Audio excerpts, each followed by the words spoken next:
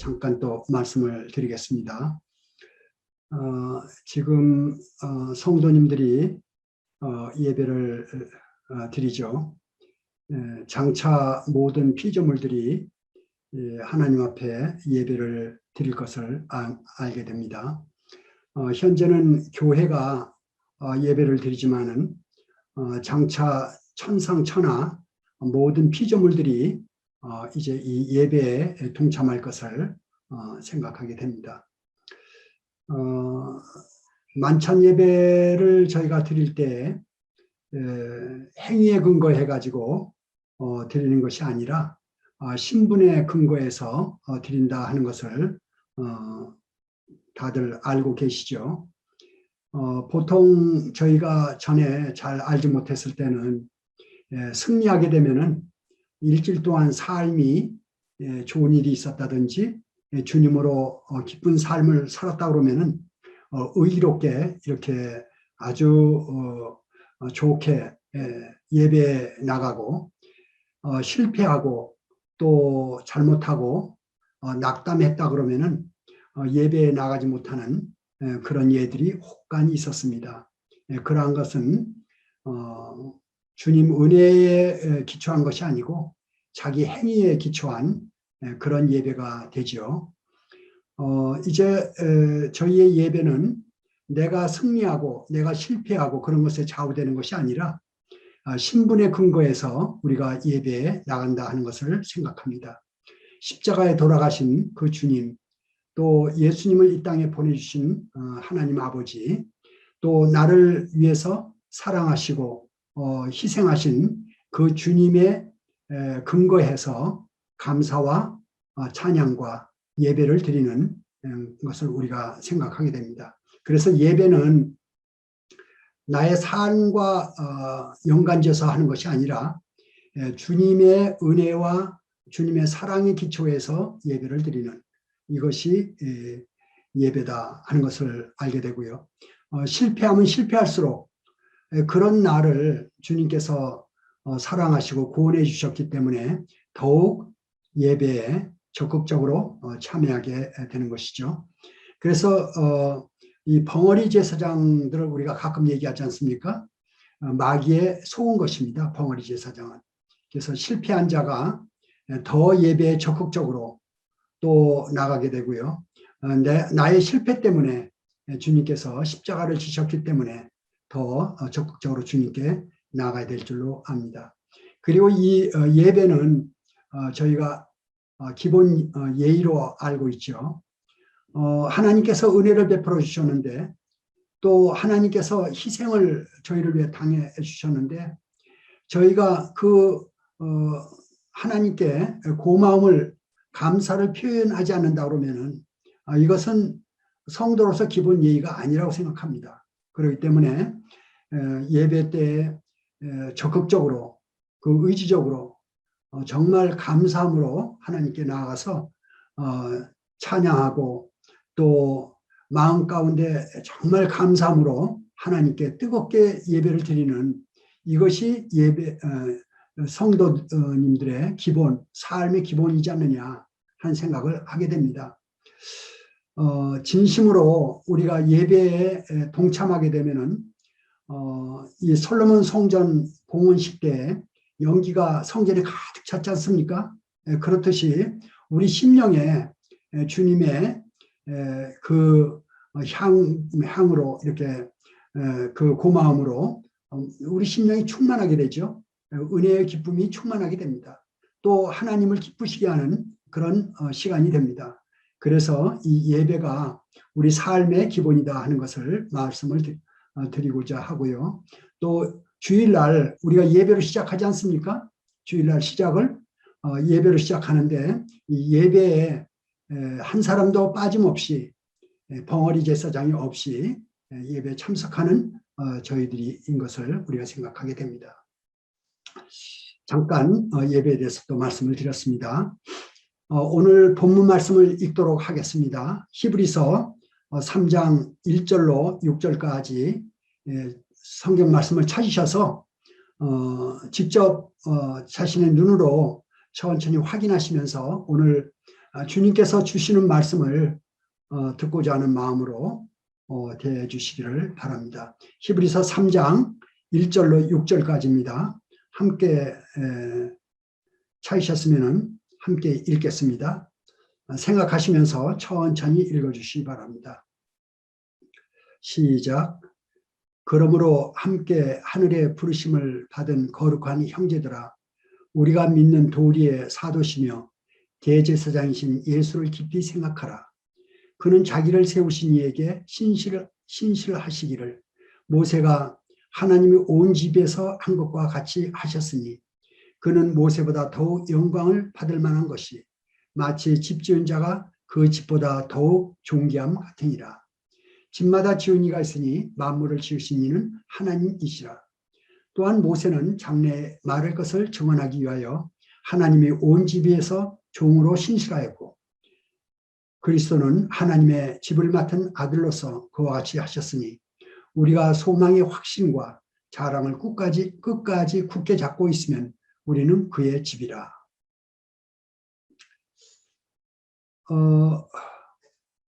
오늘 드릴 말씀은 그 성경에 나오는 인물 가운데 모세의 삶을 좀 상고해 보고자 하는 그런 생각을 가지고 있습니다. 모세의 삶입니다. 오늘 말씀은 모세 하면 먼저 생각나는 것이 무엇입니까? 성도님들, 모세 하면은 모세 하면은 생각나는 것이 여러 가지가 있죠. 물론 모세 지팡이도 생각나고 또 모세의 그 출애굽하는 홍해가 갈라지는 것도 생각이 나고 여러 가지 생각이 나실 겁니다. 본문에 이제 인물이 새 인물이 등장합니다. 본문에 혹시 기억이 나십니까? 본문에 새 인물이 등장하는데 동참할 기회를 좀 드려볼게요. 오늘 말씀에 혹시 오늘 본문에 새 인물이 등장하는데 말씀하실 수 있는 분 계세요? 새 인물이요?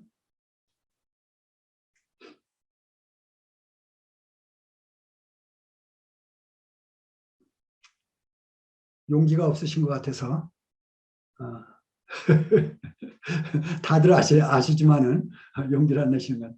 첫 번째는 예수님이 등장하시죠. 예수님, 사람입니다. 예수님도 하나님이시지만 사람이셔요. 예수님이 나오고. 두 번째가 모세가 나오죠. 모세가 나옵니다. 세 번째 누굽니까? 우리입니다. 우리. 그래서 여기에 새 인물을 지적한다 그러면 본문에 예수님이 등장하시고 모세가 등장하고 우리가 등장합니다. 예수님은 여기서 말씀하시기를 집 맡은 아들로 이렇게 나옵니다. 집주인이죠.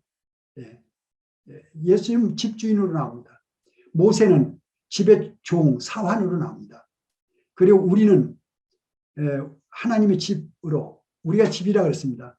우리가 식구예요. 예수님은 집주인이고 우리가 그 집의 식구예요. 근데 모세는 사환입니다. 모세가 위대한 인물이죠.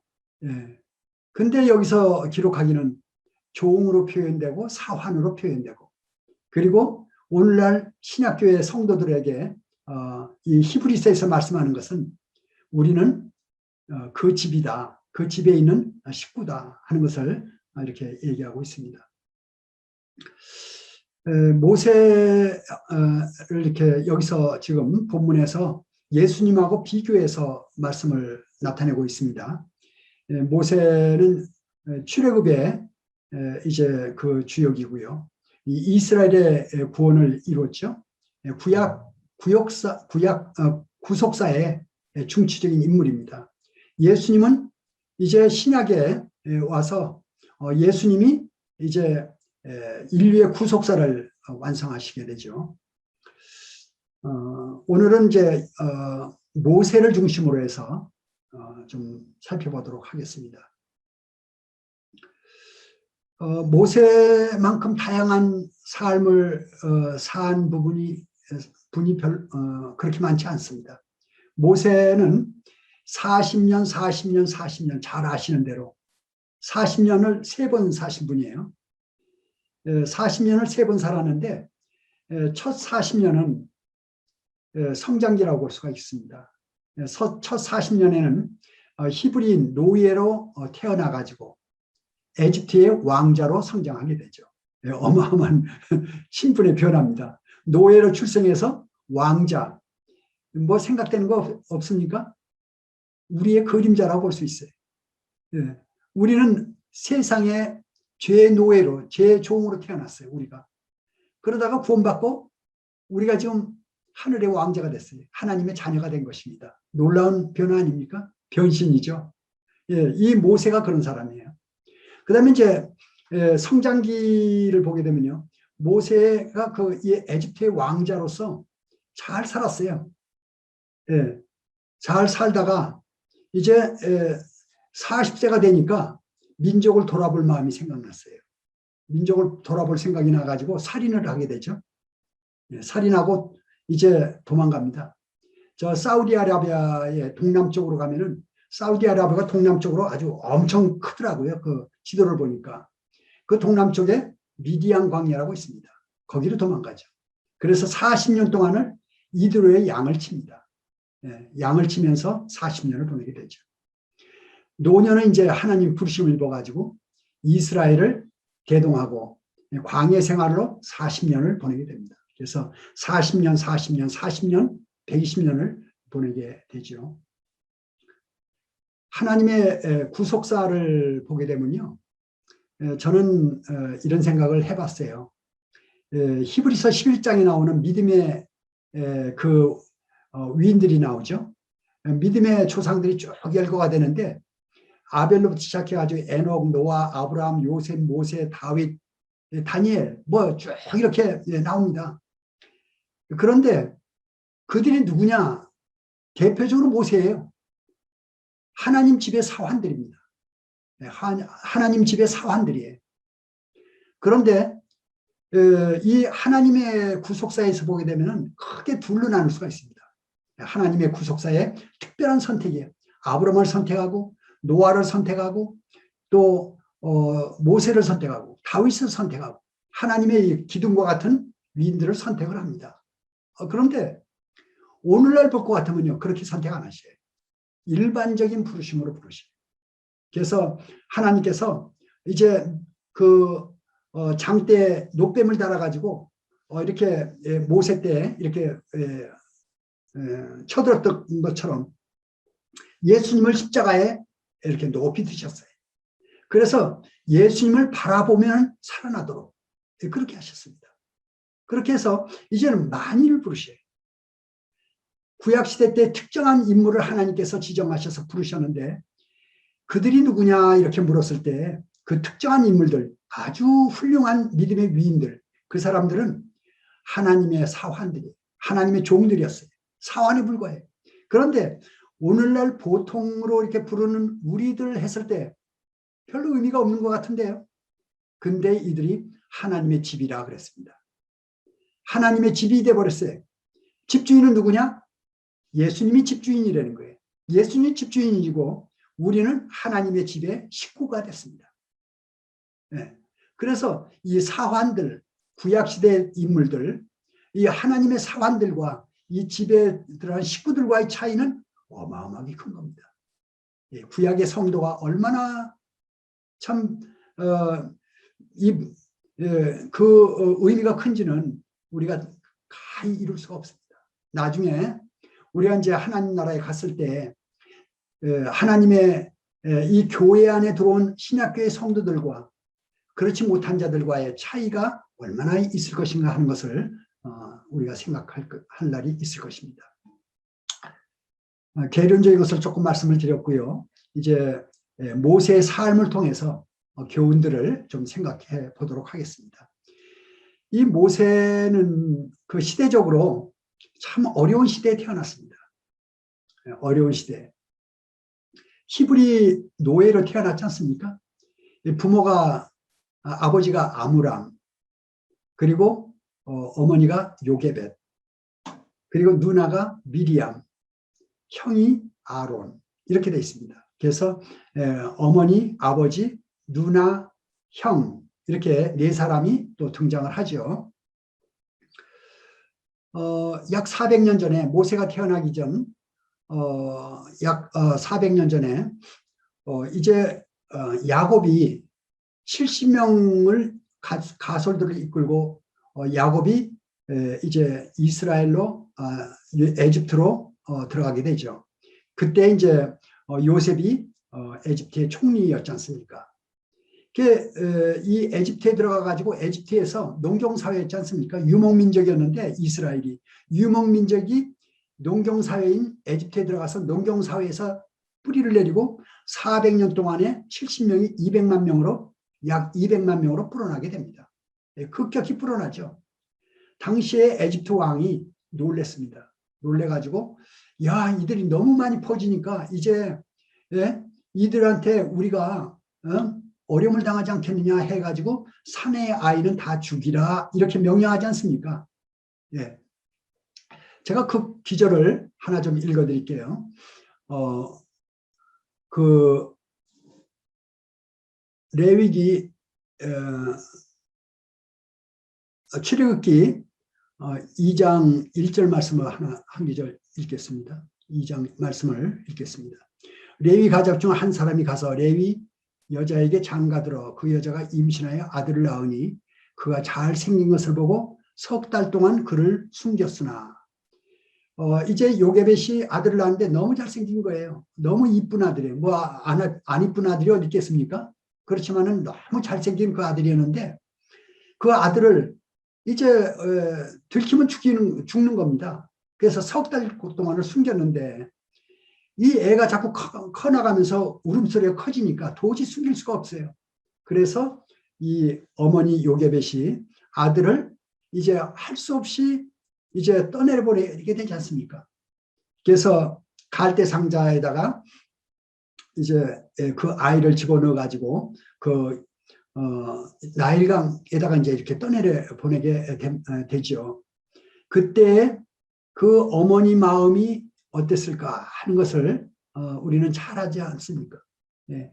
그 사랑하는 그 아들을 세 달 동안 숨겼던 그 아들을 이제 갈대 상자에 넣어가지고 나일강에다 떠나려 보내는 그 어머니의 심정이 얼마나 무너져 내렸을까. 눈물을 흘리고 밤에 잠을 못 자고 아마 매일 며칠 잠을 못 잤을 거예요. 그 애 때문에. 그래서 이제 그 애를 떠나려 보낼 때 하나님께 기도했지 않겠어요? 하나님 살려주세요. 이 아이를 살려주세요. 얼마나 기도 많이 했겠어요. 그리고 이제 그 떠내려 보냈는데 이제 누나인 미리암이 그 갈대 상자를 쫓아가지 않습니까? 떠내려가는 걸 보고. 그런데 마침 그때 이제 그 당시 에집트 왕의 무남 동료인 공주가 우리 잘 아는 대로 나일강에 목욕하러 와가지고 그 갈대 상자를 발견하게 되죠. 그리고 그 갈대 상자를 열어보니까 아주 잘생긴 어린아이가 그 안에 들어있었죠. 그래서 그때 또 이제 미리암이 딱 등장하죠. 공주한테 딱 등장해서 제가 이 아이 유모를 불러올까요? 이렇게 얘기합니다. 이 난감했던 이 공주가 아이는 탐나고 그런데 그 당시에 이제 애가 그 유머를 얘기하니까 그래 불러와라. 그래가지고 모세 어머니를 갖다가 데려다 주지 않습니까? 모세 어머니가 유모가 됩니다. 그 애를 어머니가 안았을 때 요게벳이 다시 모세를 품 안에 안았을 때 얼마나 마음이 무너져 내렸겠어요. 얼마나 마음이 벅찼겠어요. 하나님 감사합니다. 그 모세를 이제 떳떳하게 안고 있는 거예요. 그러면서 하나님께 막 이 마음에서 이 목에 이 속에서 찬양이 막 터져나왔을 거예요. 예. 얼마나 감사했겠어요.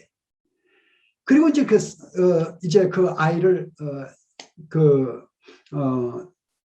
젖을 먹이게 되죠.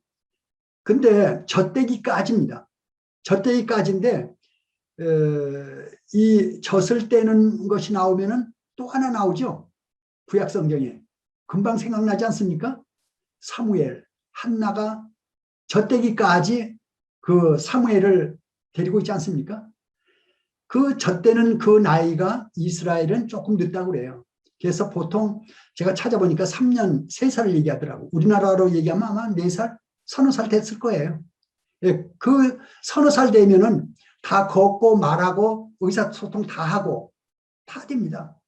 그 서너 살 될 때까지 품에 안고 이 요게벳이 이 모세를 이제 젖을 먹이면서 아브라함의 하나님, 야곱의 하나님, 이삭의 하나님, 야곱의 하나님. 그러면서 400년 후에 이스라엘이 이제 애굽에서 나갈 것이다. 그 창세기 15장 그 이후에 나오는 말씀, 아마 그 말씀도 했을 거예요. 이 모세한테 하나님에 대한 것을 아마 쭉 얘기를 했을 것입니다. 그리고 이 요게벳이 이스라엘 처지에 대해서도 조곤조곤 자장가식으로 아마 이 모세한테 가르쳤을 것입니다. 그런데 날은 가까워지죠. 이제 젖을 떼면은 이 아이는 이제 궁으로 들어가야 됩니다. 그럴 때 이 요게벳의 마음 가운데 또 슬픔이 있습니다. 이 사랑하는 아들을 또 떨어뜨려야 돼요. 또 헤어져야 됩니다. 이제 모세가 성장을 해서 궁으로 들어가게 되죠. 출애굽기 2장 10절을 제가 또 읽어드리겠습니다. 그 아이가 자라매 바로의 딸에게로 데려가니 그가 그의 아들이 되니라. 그가 그의 이름을 모세라 하여 이르되 이는 내가 그를 물에서 건져내었음이라 하였더라. 그랬습니다.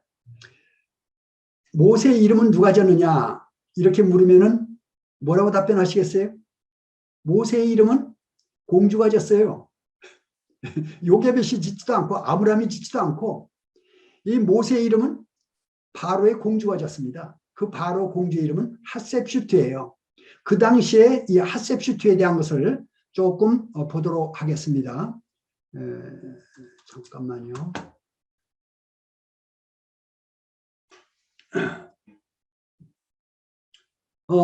에집트식 18왕조를 보게 되면요. 투트모스 1세, 2세, 3세가 나옵니다. 이 투트모스 1세가 그 모세를 물에서 건진 공주의 아버지예요. 그 투트모스 2세는 공주의 남편입니다. 그리고 투트모스 3세는 이 투트모스 2세와 그 궁녀와 사이에 낳은 아들이에요. 그리고 아마 이 모세를 이 공주가 건졌을 그 즈음에는 아마 그 결혼을 했지 않겠는가 하는 생각이 좀 들어요. 이건 분별인데 명확하지는 않습니다. 그 물론 아직 못 찾았어요. 결혼을 하긴 했는데 애가 안 생기는 거예요. 애가 없어요. 애가 없는 참에 이 애가 없으니까 이 투트모스가 이제 그 궁녀 사이에서 애를 낳게 됩니다. 그래서 투트모스 3세예요. 그래서 왕자가 둘이에요. 이 모세와 투트모스 3세가 둘이 같이 크게 됩니다. 성장을. 같이 크게 되는데 여기는 실세가 아니에요. 투트모스 2세는 신하예요. 투트모스 1세 신하고 실세는 누구냐? 공주예요. 그러니까 이 애는 실세가 아니에요.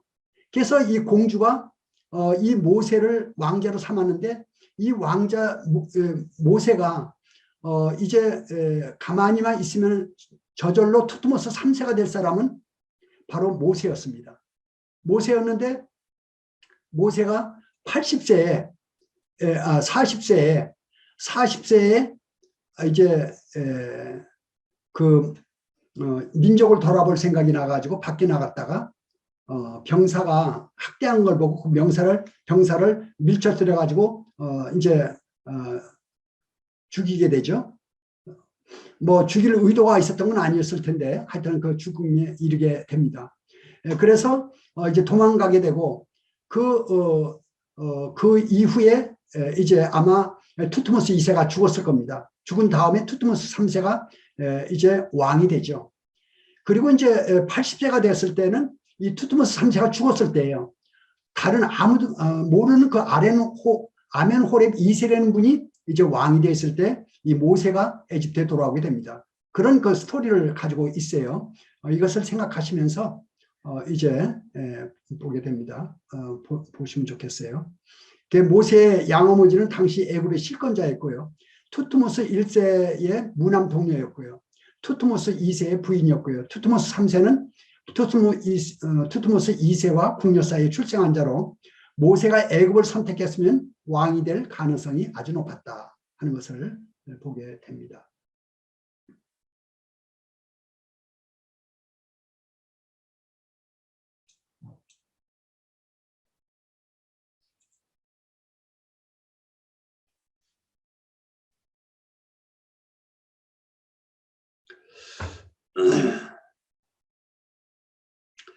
어, 40세에 이제 동포를 돌아볼 생각이 나가지고 살인을 저지르게 되고 미디안으로 이제 도망가게 되죠. 그리고 이제 그 미디안에서 이제 이드로의 딸들을 만나게 되죠. 잘 아시는 대로 딸들과 거기에 있는 목자들과 시비가 또 걸립니다. 시비가 걸려가지고 보니까 그 여자들이 남자들한테 행패를 당하는 이런 걸 보고 모세가 와서 말려주게 되죠. 구조하게 됩니다. 그리고 그 딸들의 아버지 이드로에게 초청을 받고 그 집에서 이제 머무르다가 그 집에 딸하고 이제 결혼을 하게 되죠. 그래서 거기서 40년간을 이 모세가 보내게 되죠. 저는 이쯤에 와가지고 생각하는 것이 모세가 그때 40년 동안을 그 광야에서 이제 양을 치면서 본의 아니게 양을 치면서 생각할 때 아마 그 지나간 세월을 많이 생각했을 것이라고 봅니다. 우리 형제님 중에 한 분이 어머니 두 분이 계신 분이 한 분 계시는데 어떤 면에서는 좋은 면도 있고 어려운 면도 있어서 생각하는데 이 모세가 어머니가 두 분이에요. 어머니가 한 어머니는 이스라엘의 어머니입니다. 요게벳의 어머니예요. 그 요게벳이 이 평생을 요게벳의 기도와 요게벳의 그 찬송을 아마 생각할 거예요. 이 모세의 마음 가운데 요게벳의 그 자장가 소리, 찬송 소리 아마 그게 지배를 많이 했으리라 생각합니다. 그리고 이제 양어머니 하셉슈트죠. 에집트의 공주입니다. 그 공주가 얼마나 모세를 사랑했을까. 혹시 십계 영화를 저는 학생 때 그 전에 봤는데 하도 오래돼 가지고 잘은 생각나지 않지만은 그 십계 영화를 자세히 보게 되면요, 그 에집트 공주가 출애굽할 때 모세하고 같이 출애굽을 합니다. 그 에집트의 공주가 하셉슈트 공주가 모세가 출애굽할 때 같이 출애굽을 해요. 광야로 같이 나옵니다. 그 얘기는 뭐예요? 얼마나 사랑했는지. 이 모세의 양어머니 에집트의 공주가 모세를 많이 사랑했다는 생각을 해보게 됩니다. 엄청 사랑했을 거예요. 왜냐면은 자식이 없으니까. 그 자식한테 키우면서 자식한테 아마 정을 줬으리라 생각합니다. 그래서 40년 동안 광야 생활을 하는 동안에 친어머니 요게벳, 양어머니 하셉슈트, 이 두 어머니의 사랑을 마음에 엄청 그리워했을 것이다. 이제 저희들 살아가는 동안에 저도 마찬가지입니다. 사는 동안에 어머니에 대해서 생각 안 하시는 분들 별로 없을 거예요. 물론 아버지도 생각하죠. 아버지도 생각하지만은 이 나이가 들어가면 들어갈수록 어머니에 대한 사랑이 아주 깊어지죠. 아마 이 모세가 40년 동안을 늙어가면서 이 두 어머니에 대해서 생각을 많이 했을 것이고, 특별히 궁중생활, 전차 타고 사냥하고, 또 이제 학문을 배우고, 또 동생인지 형인지 하여튼 간에 그 투트모스 2세죠. 투트모스 2세와 왕자 시절에 같이 이제 경쟁하며 싸우며 자랐던 그 시절. 그런 것들을 이 모세가 광야에서 이렇게 생각하면서 정말 그런 이제 눈만 감으면은 그 에집트 왕궁 생활이 머릿속에 연상되고 아마 그랬을 것입니다. 그러면서 이 광야의 무능함, 아무것도 할 것이 없어요. 세월만 가는 것입니다. 그 세월이 1년 해서 10년이 가고 20년이 가고 30년이 가고 그랬을 때 속절없이 늙어갈 때 이 모세의 마음 가운데 사그러져가는 그 의욕과 젊음과 패기와 이런 것들이 아마 녹아져 나겠지 않겠는가 생각을 해봅니다. 모든 꿈이 이제 포기가 되어지는 그런 삶이 이루어질 것이죠. 그 40년 동안 이제 모세는 점차 의욕이 상실되어가는 그런 사람이 되었을 때 그때 하나님 부르시죠. 모세야 모세야. 80세가 되었는데 떨기나무에 불이 붙었어요. 떨기나무는 이스라엘 가면은 아주 흔한 나무라고 합니다. 가서 봤어요. 이 버스 타가면서 떨기나무들 많이 있는 거 봤어요. 그 떨기나무인데 불이 붙었는데 나무가 타질 않는 거예요. 불이 붙었는데 이상해서 가까이 가보니까 하나님께서 부르시죠. 모세야 모세야. 내가 있는 곳은 거룩한 곳이니 신을 벗어라. 모세가 신을 벗죠. 그런 이제 하나님께서 쭉 말씀하십니다. 그 대목을 제가 좀 읽어드리겠습니다. 출애굽기 3장 6절에서 10절까지입니다. 또 이르시되 나는 내 조상의 하나님이니 아브라함의 하나님, 이삭의 하나님, 야곱의 하나님이니라.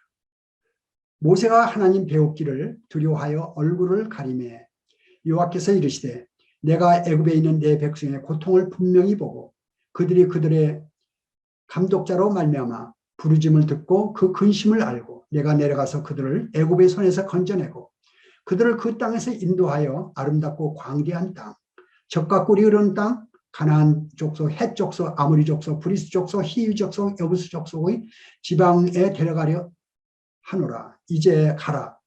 이스라엘 자손의 부르짐이 내게 달하고 애굽 사람이 그들을 괴롭히는 학대도 내가 보았으니 이제 내가 너를 바로에게 보내어 너에게 내 백성 이스라엘 자손을 애굽에서 인도하여 내게 하리라. 그래서 이제 하나님께서 모세를 에집트에 보내서 이스라엘 백성을 구출하겠다. 그때 모세가 뭐라고 그럽니까? 저는 못합니다. 다른 사람을 보내서. 왜요? 40년 동안 모든 의욕이 다 무너져 내렸어요. 의욕 상실증이 걸린 거예요. 그리고 이제 이 마음 가운데 무능한 자인 것을 확실히 깨달은 겁니다. 근데 하나님께서 보내신다는 얘기예요. 예. 하여튼 생략하고 이제 모세가 이제 에집트로 가게 됩니다. 당시 그 에집트에 있던 이스라엘 백성은 어땠느냐? 벌써 모세 때도 학대가 심했는데 이제 80년이 지났어요. 그 80년 지나는 동안에 이 이스라엘 백성은 거기에 그 이스라엘의 국고성 람셋 이런 거대한 이 건축 사업을 하고 있었어요. 그 건축 사업을 일으키는데 그 건축 사업에 이스라엘 사람이 한 것입니다. 에집트의 건축 문화를 이스라엘 사람이 한 거예요. 그때 그 곤욕이라는 게 말도 못할 정도로 심한 거죠.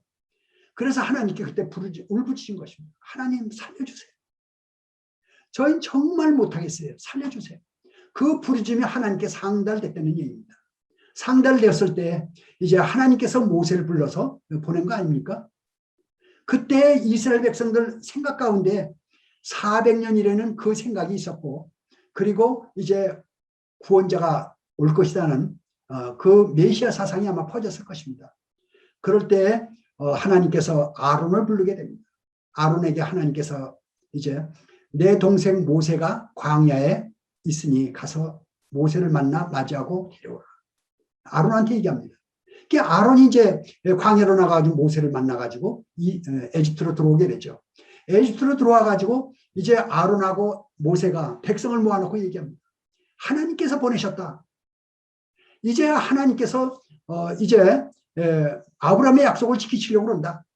그리고 이스라엘 이 온 민족을 이제 출애굽시킬 거다. 그 얘기를 하게 되죠. 그때 온 백성들이 하나님 앞에 경배하게 됩니다. 엎드려서.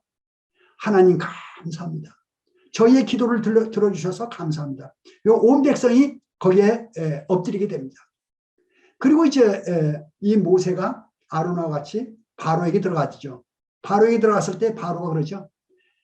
내가 하나님을 모르는데 어떻게 내가 하나님 제사 드리려고 보내겠느냐 하는 말씀이 나오죠. 이제 그 말씀을 또 여기 좀 읽어 드리겠습니다. 출애굽기 5장 1절 말씀입니다.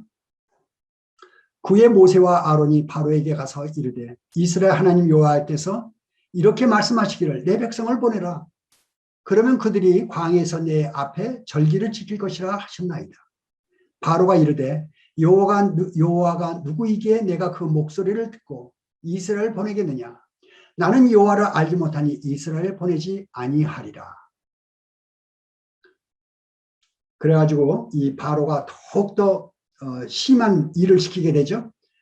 그래가지고 백성들이 보니까 이제 바로가 더 일을 심하게 시키니까 이 속에서 이제 원망이 터져나옵니다. 모세하고 아론한테 가가지고 너희가 우리로 하여금 우리를 구출하는 것이 아니고 우리로 바로에게 미움을 건대게 하고 우리로 여기서 고통받게 한다 하면서 너희가 우리를 왜 이렇게 하느냐 이렇게 이제 원망을 하게 되죠. 그랬을 때 하나님께서 이제 열재앙을 내리게 되죠. 잘 아시는 대로 피, 개구리, 이, 파리, 돌림병, 독종, 우박, 메뚜기, 흑암 이 재앙도 이게 무시 못하죠. 밤낮 3일만 흑암이 내리게 되면요. 사람 참 힘들 겁니다. 하루만 24시간만 해도 아마 힘들 거예요. 그 흑암에 그래도 이제 이들이 뉘우치지 않으니까 마지막 10번째 재앙은 잘 아시는 대로 장자를 다 치게 되죠. 그게 6월절 아닙니까? 장자를 치게 됩니다. 장자를 치는데 이스라엘의 장자를 다 치게 됩니다. 저는 이걸 생각하면서 묵상하다가 이야 서울 인구가 좀 1000만 아닙니까? 1000만 명 중에 장자가 몇 명이나 될까? 100만 명만 죽어도 여기에 성경에 보게 되면요. 그날 밤에 모든 집이 다 통곡했다고 나와요. 에집트의 모든 집이 다 통곡했다. 통곡하지 않는 집이 없어요. 장자가 다 있기 때문에. 아마 서울 인구의 100만 명만 죽어도 서울에 대난리가 날 겁니다. 그런 일이 에집트에 벌어진 겁니다. 어마어마한 많은 사람이 죽은 거죠. 그러니까 이 에집트의 사람들이 이제 뭐라 그럽니까? 이스라엘을 내보내라. 신하들이 왕한테 빨리 내보내. 우리 좀 다 망했습니다. 10재앙으로 9재앙 벌써 9재앙으로 나라가 완전히 피폐했습니다. 더 이상 어떻게 안 되겠어요. 10재앙 될 때 이제 장자까지 죽었어요. 사람만 죽은 것이 아니고 가축의 첫 새끼까지 다 죽였습니다. 그래서 이제 나가라고 그러죠. 그게 나갑니다. 나가는 것이 바로 이제 출애굽이죠. 시간이 오늘 조금 늦게 시작을 했어요. 조금만 더 쓰겠습니다. 그래서 이제 출애굽을 하는데 출애굽을 뭐 잘 아시는 대로 나가다 보니까 앞에 이제 홍해바다가 나왔어요. 홍해바다가 나왔는데 이 바로의 마음이 변해서 이제 군대를 끌고 잡으러 오게 됩니다. 앞에는 홍해바다예요. 뒤는 이제 칼을 든 바로의 군대입니다. 백성들이 쳐다보니까 앞에는 홍해바다고 뒤는 군대고, 그러니까 모세한테 또 원망합니다. 네가 왜 우리를 건져내가지고 이 광에서 죽게 하느냐. 우리가 에집트에서 죽는 게 더 낫을 뻔했다. 이렇게 얘기하죠. 그때 하나님께서 또 개입하게 됩니다. 그래가지고 모세에게 하는 얘기가 또 여기 있는데요. 또 좀 들려드리겠습니다. 출애굽기 14장 11절에서 14절까지 제가 좀 읽겠습니다. 그들이 또 모세에게 이르되 애굽에 매장지가 없어서 당신이 우리를 이끌어내어 이 광에서 죽게 하느냐? 어찌하여 당신이 우리를 애굽에서 이끌어내어 우리에게 이같이 하느냐?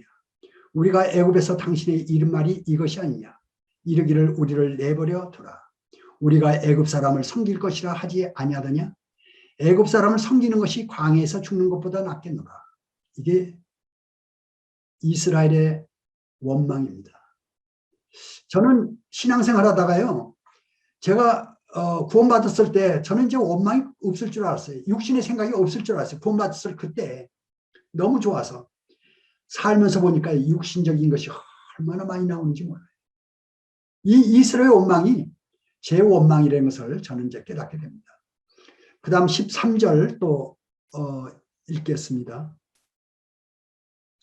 모세가 백성이 이르되 너희는 두려워하지 말고 가만히 서서 여호와께서 오늘 너희를 위하여 행하시는 구원을 보라. 너희가 오늘 본 애굽 사람을 영원히 보지 아니하리라. 여호와께서 너희를 위하여 싸우시리니 너희는 가만히 있을지니라. 이제 모세가 하는 이야기인데 이건 무엇입니까? 믿음의 음성입니다. 우리 마음 가운데 믿음의 음성이 들리게 되죠. 또 15절입니다. 여호와께서 모세에 이르시되 너는 어찌하여 내게 부르짖느냐? 이스라엘 자손이 명령하여 앞으로 나아가게 하고 지팡이를 들고 손을 바다의 위로 내밀어 그것이 갈라지게 하라. 이스라엘 자손이 바다 가운데 마른 땅으로 행하리라. 하나님의 음성입니다. 여기 음성이 세 음성이 나와요. 육신의 음성이 먼저 나오죠. 모세의 음성이 나오죠. 하나님의 음성이 나옵니다. 우리 삶 가운데 마찬가지예요. 우리 육신의 음성이 있죠. 삶에서. 또 우리 영적인 그런 음성도 있습니다. 하나님의 음성도 들립니다. 우리 삶의 역사는 음성이 있는 것을 알게 됩니다. 그리고 이제 홍해바다를 건너게 되죠. 이 바로의 군대가 나중에 이제 쫓아들어오게 됩니다. 그리고 물이 합쳐지게 되죠. 이 이스라엘 민족이 홍해바다를 건넌 다음에 보니까 그 물이 합쳐지면서 그 많은 에집트의 군대가, 정예 군대가 물속에 수장되는 것을 보면서 두려움을 느끼게 됩니다. 두려움을 느끼고 이제 하나님께 찬양을 하게 되죠.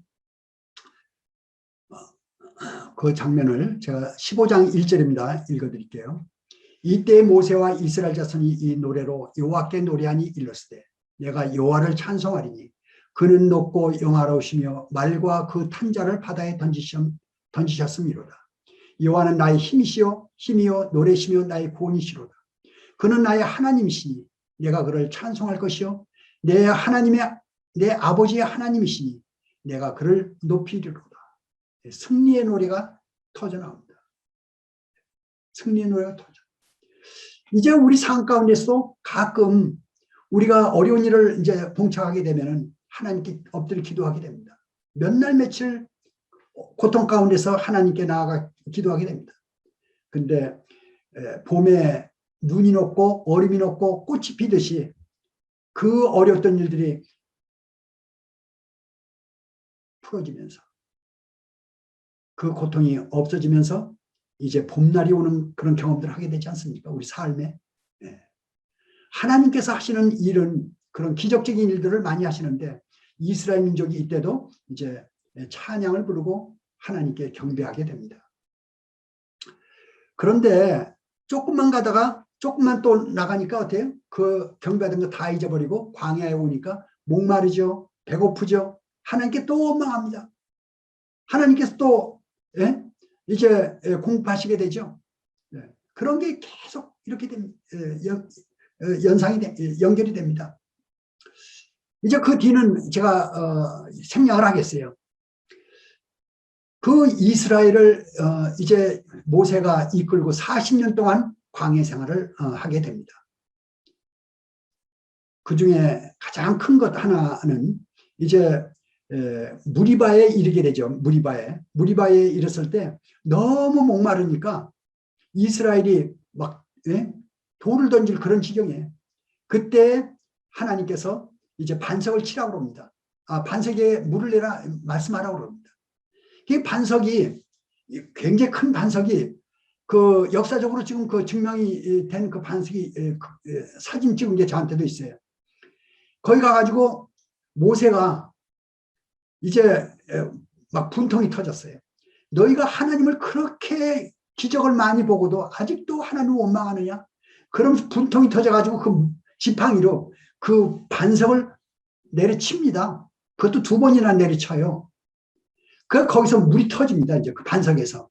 물이 터져가지고 물이 그냥 막 흘러내리는데 온 백성들이 그 물로 다 이제 채우죠. 가축도 물로 채우고 시내가 막 흘러내립니다. 계속 막 콸콸콸 쏟아져 내리니까. 그 반석, 그 무리바 반석 아닙니까? 그것이 모세의 실수였습니다. 하나님께서는 분명히 모세에게 말씀하시기를 반석에게 물을 내라 명하라 그랬어요. 명하라고 했는데 지팡이로 내려쳐버린 거예요. 예, 그것도 2번이나 내려친 겁니다. 모세의 실수 가운데 가장 큰 실수가 그거였어요. 그게 모세가 살아생전 2번의 실수를 하지 않습니까? 첫 번째는 민족을 돌아보려고 하다가 사람을 죽이게 되죠. 살인을 하게 됩니다. 그리고 광야에 가서 40년을 보내게 돼요. 2번째 실수는 뭐 그전에도 뭐 실수들이 많이 있죠. 그 흑인 여자와 결혼한 것도 이제 뭐 실수라고 해야 될는지 모르겠습니다만은 하여튼 그걸로 해서 여러 어려움을 좀 미리암하고 아론이 막 대적하고 한 그런 일도 벌어지고 여러 가지 좀 일이 있긴 있었죠. 하여튼 간에 이제 이 모세가 그 일로 인해서 이 무리바의 반석에 그걸 침으로 인해서 거기에 분통을 터뜨림으로 인해서 그렇게 가고 싶어 하던 가나안 땅에 못 들어갑니다. 하나님께 그걸 지적하지 않습니까? 느보산에 올라가게 되지 않습니까? 모세가 결국은 그 멀리 그 느보산에 올라갔을 때 그 가나안 땅이 쫙 다 보입니다. 아마 날 좋으신 날 하나님께서 느보산으로 올라가라고 그랬을 거예요. 그 가나안 땅이 이렇게 펼쳐졌을 때 그 당시는 아마 굉장히 비옥했던 것 같아요. 그걸 보여줄 때 모세의 마음에 얼마나 동정했어요. 그 들어가고 싶은 가나안 땅. 그거를 못 들어가지 않습니까? 예.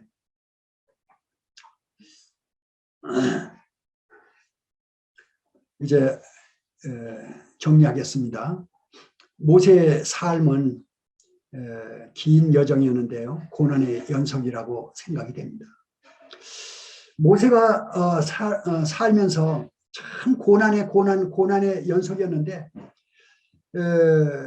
그 고난 가운데서 그래도 기쁨이 있었는데 어렸을 때 요셉의 엄마 품에 안겨 있을 때 또 핫셉슈트에 성장하면서 5살, 10살, 15살 이 핫셉슈트의 그 사랑 궁중에서 공주의 사랑이죠. 그 사랑 그리고 또 기뻤을 때라고 하면 이제 출애굽했을 때 그 백성들이 환호를 지르고 그리고 하나님께 경배하고 그 출애굽한 다음에 얼마나 기뻤겠습니까? 그런 기쁨들이 있었지만은 이제 그 모세의 생애 가운데는 남모르는 갈등들과 슬픔이 있었다는 것을 생각하게 됩니다. 중반기 삶에서의 그 광야 생활이 모세에게는 얼마나 힘든 기간이었을까 하는 생각을 해보게 됩니다. 그리고 하나님께서 이제 후반기에 무능한 자가 되었을 때 이 모세를 불러서 쓰시게 되죠. 모세의 삶은 3분의 1, 3분의 1, 3분의 1, 40년, 40년, 40년인데요. 첫 3분의 1은 세상을 배우고 중반의 40년은 세상을 비우고 마지막 3분의 1, 40년은 하나님께 쓰임을 받는 그런 삶이었습니다. 우리의 삶을 이제 세 부분으로 좀 생각해 봅시다. 우리의 삶을. 전반부 세상 공부하지 않습니까? 어렸을 때 학교 다니고 우리가 공부하고 성장하는 기간입니다. 다음에 우리가 이제 구원을 받았어요. 구원을 받은 다음에 우리가 하나님께 이제 많은 훈련을 받습니다. 훈련을 받으면서 내 자신이 얼마나 참 육신의 것을 보면서 나의 심성을 보면서 내 자신이 무너져 내려가는 걸 경험하게 되죠. 내가 참으로 아무것도 아니고 무능한 자구나. 그랬을 때 세 번째 삶이 되는 거 아닙니까? 하나님께 쓰임받는 삶. 물론 이제 중간에도 중간중간 쓰임을 받지만은 이 모세의 삶을 볼 것 같으면은 하나님께 쓰임받는 이 삶이 얼마나 귀한가 하는 생각을 해요. 이제 지금까지 우리가 어떻게 살았든지 간에 지금 이 순간까지 살았어요. 이제 젊은 아직도 구원받은 지 얼마 안 되신 분들은 앞으로 이제 또 훈련을 또 받아가겠죠. 그렇지만은 이제 주님 안에서 얼만큼 연륜이 되신 분들은 이제 모세가 광야에서 과거를 내려놓고 나머지의 삶을 하나님께 쓰임받는 삶으로 들여진다면 얼마나 복된 삶이 될까 하는 생각을 해보게 됩니다. 모세의 그 특징을 보면은 고난이라 하는 생각을 해보게 되고요. 그리고 또 하나는 충성이라 생각합니다. 충성된 마지막 부분에 이제 충성된 삶을 산 거죠. 다 충성되지는 않았어요. 저희도 마찬가지예요. 마지막 부분. 그래서 마지막까지 하나님께 쓰임받는 사람. 그 전에 우리 한참 책 돌려봤잖아요. 책 사가지고 마지막까지 하나님께 쓰임받는 사람. 성도님들, 저를 포함해서 이제 남은 세월 주님께 쓰임받다가 주님 나라에 가는 그런 모든 하나님의 사람이 되기를 원하는 마음에서 모세의 삶을 살펴보았습니다. 감사합니다.